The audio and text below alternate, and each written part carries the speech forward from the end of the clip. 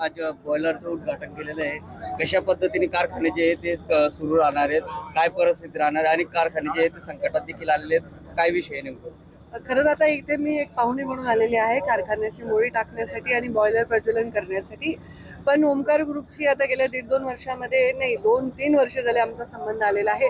त्यांनी जे कारखाने राज्यभरात चालवायला घेतलेले आहेत ते खूप उत्कृष्टपणे ते चालवत आहेत आणि जी कॅपॅसिटी होती त्याच्यापेक्षा 1.5 पट दुपटीने कारखाने चालवत आहेत आणि खूप चांगला भाव आणि वेळेवर शेतकऱ्यांच्या अकाउंटमध्ये पैसे जातात ऊस गेल्याबरोबर आणि व्यापाऱ्यांचे पैसे एचएनटीचा सगळं व्यवस्थित त्यांचा हाताळण्याचा आतापर्यंतचा अनुभव आहे। मला विश्वास आहे की हा कारखानाही त्यांनी सांगितले 8 लाख टनच्या आसपास गाळप करायचा त्यांचा मानस आहे, ते यशस्वीपणे गाळप करतील आणि शेतकऱ्यांना त्याच्यातून नक्कीच चांगला फायदा होईल आणि आजूबाजूच्या बाजारपेठ पण त्याच्यामुळे उचलल्या जातील। इथल्या भागाच्या आर्थिक उन्नतीमध्ये चांगले योगदान भरभरून आम्हाला यशाची खात्री आहे।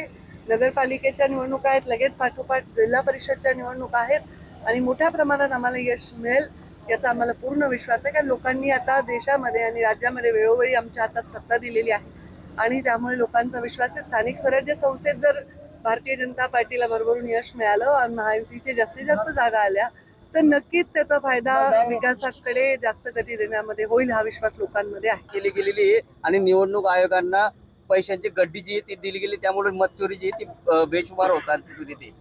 मी काही त्या टीकेवर उत्तर देण्याचं माझं काम नाही, त्याच्यावर व्यवस्था उत्तर काँग्रेस त्यामुळे महायुती होईल नाही होईल अशा अनेक चर्चा, त्यामुळे भाजप जे ते स्वबळावरती निवडणूक लढेल अशी देखील परिस्थिती। आपण काय सांगणार त्याच्यावर? मी आता ह्याच्यावर प्रत्येक गोष्टीवर टिप्पणी करू शकत नाही। राज्यभर निवडणुका आहेत, तिथले लोक काय निर्णय घेतील हे त्याच्यावर अवलंबून आहे, पण कोणत्या तरी महायुतीच्या घटकाचाच इथे विजय होईल एवढा मला विश्वास देते। आणि दुसरीकडे नाशिकमध्ये मनसेसोबत महाविकास आघाडी पत्रकार परिषद घेते, काय वाटतंय सगळं तिकडे एकीकडे स्वतंत्र इकडे? आता हे स्थानिक मॅटर आहे, ज्याचे त्याचे मॅटर आहे, त्याच्यावर मी काही टिप्पणी करण्याचा आवश्यक